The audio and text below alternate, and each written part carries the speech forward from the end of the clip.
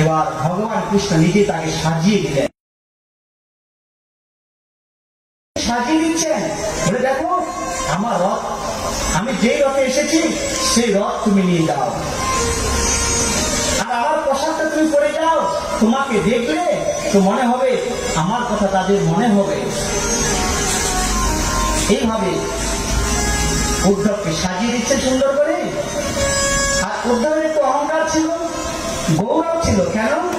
উদ্ধব মনে মনে ভাবতেন আমি বৃহস্পতির শিষ্য, আমি জ্ঞান ভক্ত, আর কৃষ্ণ যেই পোশাক পরে আমিও সেই পোশাকটা ধারণ করি, কৃষ্ণ যেই বিছানায় শয়ন করে আমিও সেই বিছানাতে শয়ন করি, তাই আমি সবচেয়ে কৃষ্ণের বড় ভক্ত।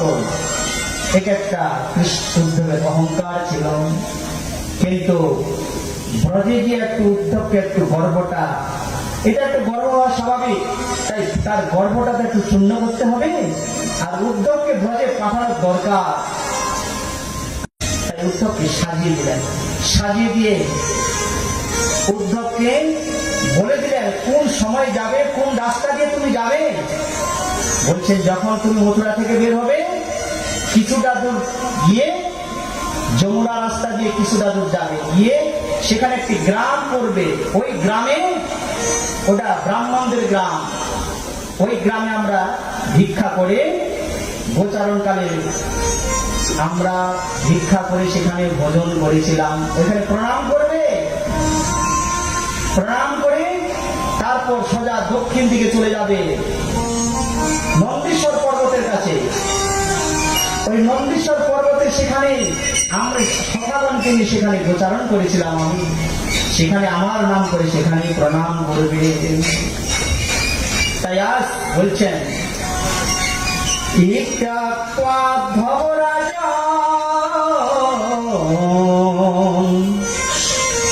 সঙ্গে সম্ভর পুরাদ্রিক আদায় রথ মুরাঘ্যম প্রায় নন্দ গোকুলা।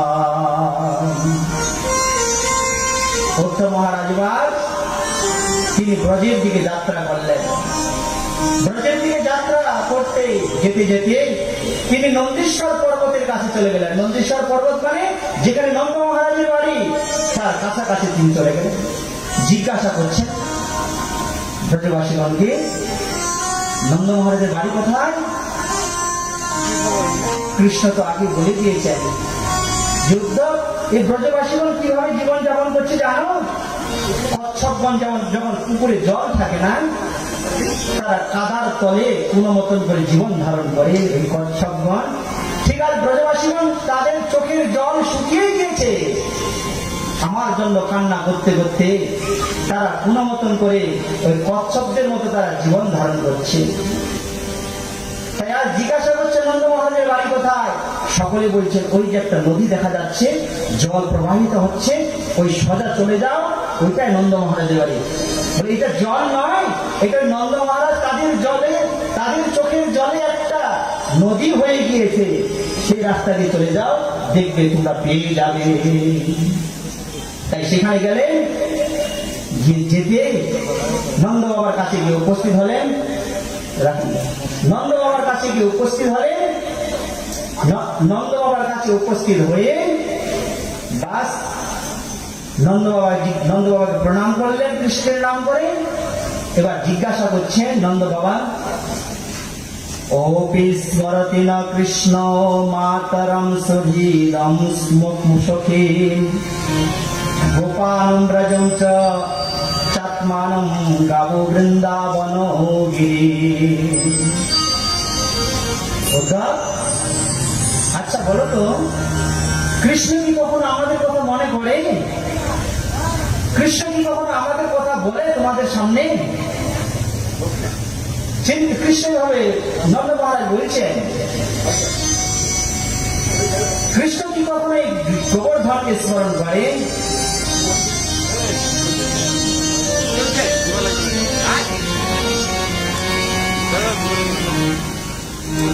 আর যদি আমাদের কথা তিনি কখনো জিজ্ঞাসা করেন তাহলে আমরা খবর পাই না কেন? আমরা তো খবর পাবো যে, আর আমি যেদিন ব্রজ থেকে চলে এসেছি, নন্দ মহারাজ গিয়েছিলেন কৃষ্ণের সাথে, সেদিন বলেছিল সমস্ত কাজ সমাপ্ত করে আমি যাব। তার কি এখনো কাজ শেষ হয়নি? জিজ্ঞাসা করছেন। জিজ্ঞাসা করতে করতে একদিকে দেখছেন নন্দরানী তিনি মূর্ছিত হয়ে পড়ে আছেন কৃষ্ণ বিরহে। নন্দ বাবাকে বলছেন, জ্ঞান দিচ্ছেন। উদ্ধব জ্ঞানী ছিলেন তো, উদ্ধব জানেন যে ব্রজে যাব, নন্দ বাবা যশোদা মাকে একটু জ্ঞানের কথা বলবো, তারা শান্ত হয়ে যাবে, আমি আবার তাড়াতাড়ি 2-3 ঘন্টার মধ্যে আবার আমি মথুরা দিয়ে চলে আসবো। তাদের মনে একটা ধারণা ছিল।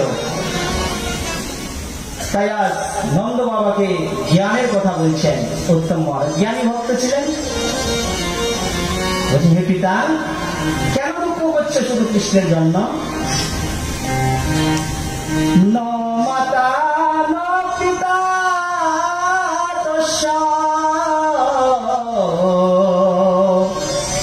ন ভাইজা ন সুতাদয় ন আত্মীয় ন পরশায়পি ন দেহ জন্ম এবচ। হে পিতা, তার তো কোনো পিতা নেই, তার কোনো মাতা নেই, তার কোনো ভাইজা নেই, তার কোনো জন্ম নেই, তার কোনো মৃত্যু নেই। তিনি হচ্ছেন স্বয়ং ভগবান। তাকে জ্ঞান দিচ্ছেন নন্দ মহারাজকে। জ্ঞান দিচ্ছেন কে? উদ্ধব মহারাজ। এই জ্ঞান মথুরাতে চলবে, কিন্তু ব্রজভূমিতে কোনো জ্ঞানের কোনো সেখানে কিছুই নাই, সেখানে কেবল ভক্তি আছে। নন্দ মহারাজ বলছেন, উদ্ধব, আমি জানতাম তুমি অনেক জ্ঞানী, কিন্তু আজকে দেখছি তোমার মতো মূর্খ আর বোকা দুনিয়াতে একটাও নাই। উদ্ধব থমকে গেলেন। বাবরে বাপ, আমি বৃহস্পতির শিষ্য, আমি যদুবংশের মন্ত্রী। নন্দবাবু বলছেন, আমি মূর্খ, আমি অজ্ঞানী। নন্দবাবু বলছেন, উদ্ধব, হ্যাঁ আমি জানি যে জগতে একজন ঈশ্বর আছে। সেই ঈশ্বর আমাদের বাড়িতে নারায়ণ শিলারূপে বিষ্ণুরূপে তিনি আছেন। সেই ঈশ্বর তিনি খায় না, তার কোনো খিদা নাই, তার কোনো তৃষ্ণা নাই, তার কিছুই নাই। কিন্তু আমাদের কৃষ্ণ, আরে সে খায়, সে মিথ্যা কথা বলে, জানো? সে মিথ্যা কথা বলে আমাদের কৃষ্ণ। সে মিথ্যা কথা বলে, সে মাখন চুরি করে খেয়েছে, তার অনেক খিদা পায়। আর যদি তোমার কথাই সত্য হয় উদ্ধব যে তিনি কেবল আমাদের পুত্র নয়, তিনি ঈশ্বর, তাহলে তো আমরা আরো দুর্ভাগ্য, আমরা ভগবানকে হারিয়ে ফেলেছি উদ্ধব। তাহলে তো আমরা ভগবানকেও হারিয়ে ফেলেছি, তাহলে তো আমাদের মতো হতভাগ্য পৃথিবীতে আর একজন নাই। এভাবে তারা বিলাপ করছে। তাদের বিলাপ দেখে আজ উদ্ধব তিনি চকিত হয়ে গেলেন। বলছেন, বেরিয়ে হলো ব্রজভূমি। তিনি সেখান থেকে বেরিয়ে, তিনি আর সেখানে কোনো কথা বলতে পারলেন না। তিনি সেখান থেকে বেরিয়ে তিনি কি করলেন? তিনি একটু দূরে চলে গেলেন। ওইদিকে গোপিনীগণ সমস্ত তারা কৃষ্ণকে নিয়ে চর্চা করছে, রাধারানীকে নিয়ে ঘিরে। রাধারানী তিনি মূর্ছিত হয়ে বসে আছেন, আর রাধারানীকে সকলে সান্ত্বনা দিচ্ছেন সেখানটায়। তো উদ্ধব মনে মনে চিন্তা করলেন, আমি রাধারানীর পায়ে একটু হাত দিয়ে প্রণাম করব। তিনি দূর থেকে চিন্তা করছেন যে আমি রাধারানীর পায়ে হাত দিয়ে একটু প্রণাম করবো, এটা মনে মনে তিনি চিন্তা করছেন। রাধারানী কিন্তু দেখেনি উদ্ধবকে। রাধারানীর মাথাটা নিচে করে আছেন। তিনি কৃষ্ণ বিরহে, তিনি বিরোহিনী তিনি হয়ে আছেন। তিনি কৃষ্ণকে, তিনি উদ্ধবকে দেখেননি, তিনি মাথা নিচে করে আছেন। এমন সময় একটা ভ্রমর গুনগুন করছেন তার রাধারানীর সামনে। ওই ভ্রমরটা যখন গুনগুন করছেন, রাধারানী ভ্রমরটাকে লক্ষ্য করে বলছেন, দূর হয়ে যা, খবরদার আমার পায়ে হাত দিবি না। এদিকে উদ্ধব মহারাজ তিনি কিন্তু মনে মনে চিন্তা করেছেন, আমি রাধারানীর পায়ে হাত দিয়ে একটু প্রণাম করব। আর ওইদিকে ভ্রমরটা গুনগুন করছেন, আর রাধারানী তিনি ভাব দৃষ্টিতে ওই ভ্রমরটাকে লক্ষ্য করে বলেছেন, দূর হয়ে যা কপটের বন্ধু, তোমার মতো কপট পৃথিবীতে জগতে আর একজন নাই। তুমি কপটের বন্ধু কেন? তুমি একটা ফুলের মধ্যে গিয়ে বসো, ওই ফুলটার মধুটা যখন শেষ হয়ে যায় তখন তুমি আরেকটা ফুলের মধ্যে গিয়ে বসো। ঠিক তোমার বন্ধু ভ্রমরটাকে বলছে, আর এই যে কৃষ্ণের বন্ধু এসেছেন উদ্ধব, তিনি ওই কথাগুলো, রাধারানীর কথাগুলো তিনি সব শুনছেন। উদ্ধব চকিত হলেন, তার পরনের কাপড় বলছে তুমি সেরকম পোশাক পরে এসেছো। ভ্রমরটাকে বলছে, ভ্রমরটার গায়ের কালারটা নীল কালার, আর উদ্ধব সেই পোশাকটা পরে এসেছেন শ্রীরাম বৃন্দাবনে। আর ভাব দৃষ্টিতে রাধারানী এই কথা উদ্ধবকে বলছেন। এখানে ভ্রমর গীত বলে সেখানে রাধারানী বিলাপ করছেন, মধুপতি তব বন্ধু মাস প্রিং মাস প্রসাঙ্গে সপত্না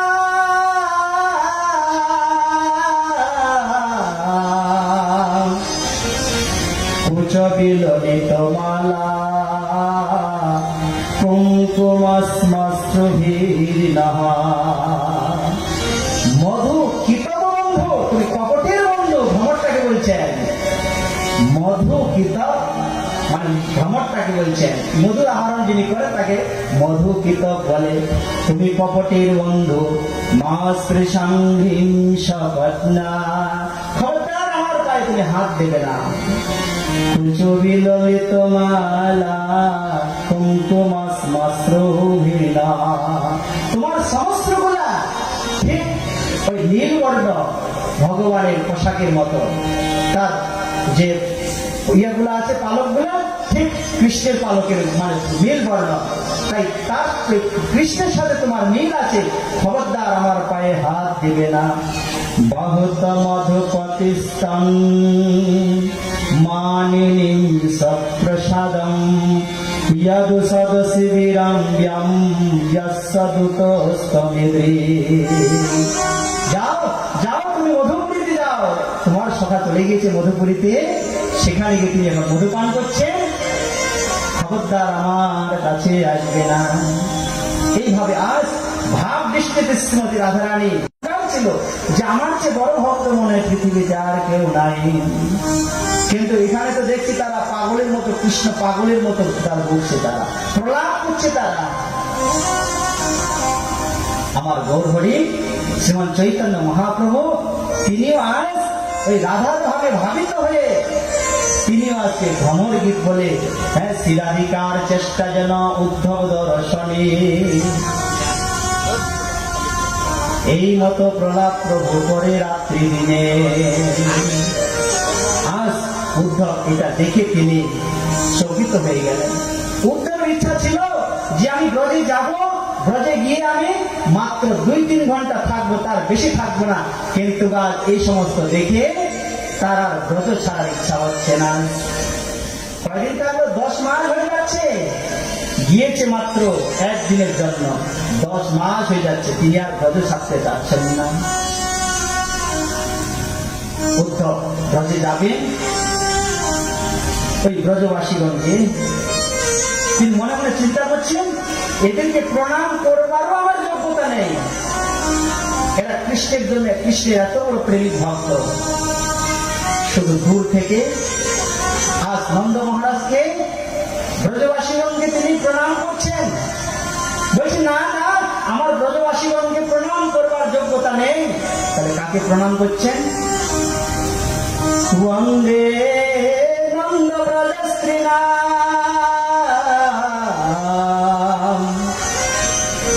পাদরেণমভীক্ষণাম ইয়াসাম হরে কথর গীতম পুনাতি ভুবনত্রয়ঃ। বলছে বন্দে নন্দ ব্রজস্ত্রীণাম পাদরেণু অভীক্ষণাম, আমি যদি তাদের পায়ে যদি একটা ধূলিকণা হয়ে যদি আমি এই ব্রজে থাকতে পারি, কিংবা তাদের পায়ের ধুলার তিনি আজ বন্দনা করছেন।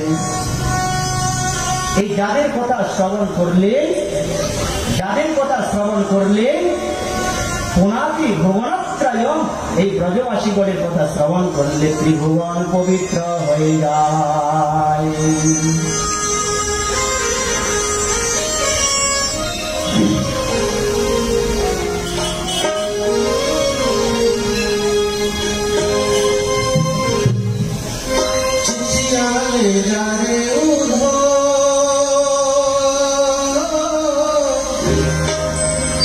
जाके कहियो विरह सहा नहीं जाए चिट्ठिया ले जा रे उधो जाके कहियो कन्हैया से विरह सहा नहीं जाए चिट्ठिया ले जा रे उधो जाके कहियो कन्हैया से विरह सहा नहीं जाए विरह सहा नहीं जाए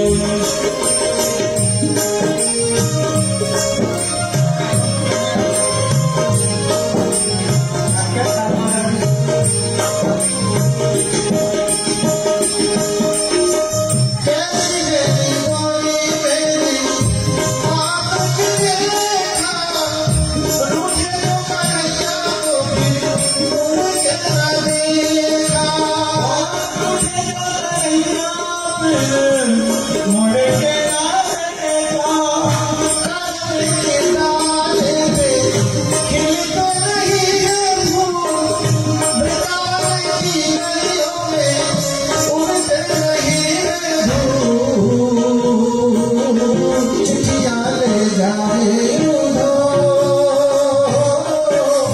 जाके कहियो कन्हैया से विरह सहा नहीं जाए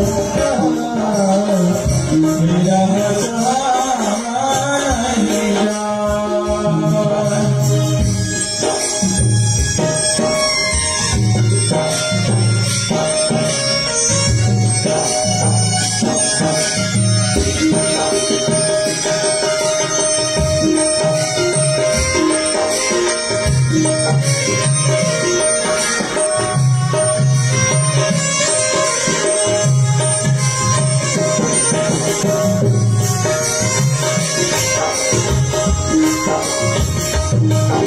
कौन सुनाएगा आखिर होना तेरे बिना लागे मोहन ये जीवन कोरा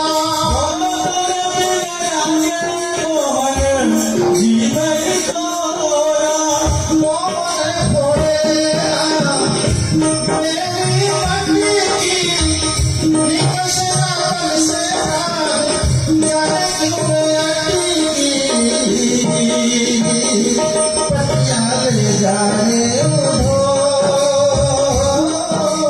जाके कहियो मोहन से विरह सहा नहीं जाए चिट्ठिया ले जा रे उधो जाके कहियो कन्हैया से विरह सहा नहीं जाए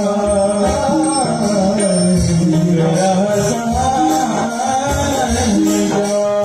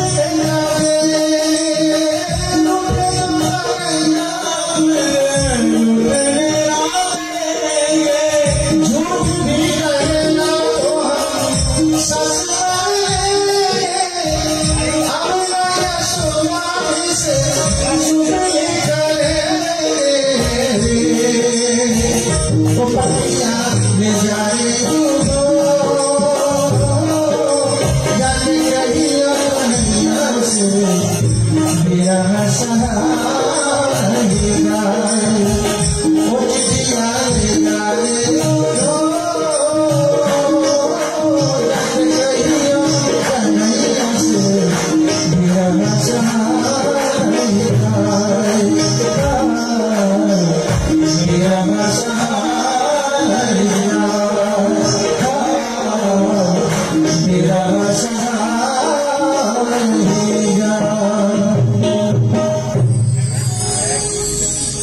বেদব্যাস উদ্ধব মহারাজ তিনি ব্রজ ছেড়ে মথুরার দিকে যাত্রা করবেন, আর মনে মনে চিন্তা করছেন এই ব্রজবাসীগণে যদি একটি ধূলিকণার আমি বন্দনা করতে পারি তাহলে আমার জীবনটা ধন্য হয়ে যাবে। তাই তিনি নন্দ মহারাজকে, মা যশোদাকে, ব্রজবাসীগুলোকে তিনি প্রণাম করছেন না। কাকে প্রণাম করছেন? তাদের পায়ের যে ধুলা, তাদের পায়ের ধুলাকে তিনি আর প্রণাম করছেন। বন্দে নন্দ ব্রজস্ত্রীনা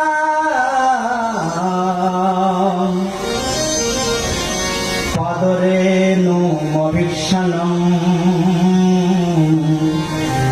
যাসাম হরি কথদ গীতম পুনাতি ভুবনত্রয়ঃ। এই যাদের কথা শ্রবণ করলে, যাদের নাম উচ্চারণ করলে ত্রিভুবন পবিত্র হয়ে যায়, তাই তাদের যদি একটি পায়ের ধুলি করার আমি বন্দনা করতে পারি আমার জীবনটা ধন্য হয়ে যাবে। এই ব্রজগোপীগণকেই কিন্তু কৃষ্ণ তিনি রাস রচিয়েছিল না? কিভাবে? সবার কাঁধে হাত রেখে তিনি রাস রচিয়েছিল। নায়ম শ্রিয়াঙ্গো নিতান্তরতে প্রসাদম স্বর্যোষিতম নলিন গন্ধরুচাম কতন্যা রাসদ সবায়স্য ভুজদণ্ডগৃহীত কণ্ঠ লব্ধাসি সামজ উদ্গাদ ব্রজবল্লভীনা। যে কৃষ্ণ প্রত্যেক এক গোপী, এক কৃষ্ণ দুই গোপী, এইভাবে তিনি রাস রচিয়েছিলেন এই ব্রজ গোপীগণের কাঁধে হাত দিয়ে। তাই তিনি আশা করছেন আমি ব্রজভূমির মধ্যে যদি আমি একটা ধূলিকণা কিংবা একটি লতা পাতায় যদি আমি জন্মগ্রহণ করতে পারি আমার জীবনটা ধন্য হয়ে যাবে। তাই তিনি কি প্রার্থনা করছেন? তিনি আর এখন বলছেন না তার অভিমান সব চূর্ণ হয়ে গেল উদ্ধবে। তিনি বলছেন না যে আমি এরকম গোপী হয়ে জন্মগ্রহণ করব, কিংবা এরকম নন্দ বাবার বাড়িতে কোনো একজন কিছু গরু হয়ে জন্মগ্রহণ করবো, এইসব বলছেন না। গাভী হয়ে জন্মগ্রহণ করবো বলছেন না। আশা মহং চরণরে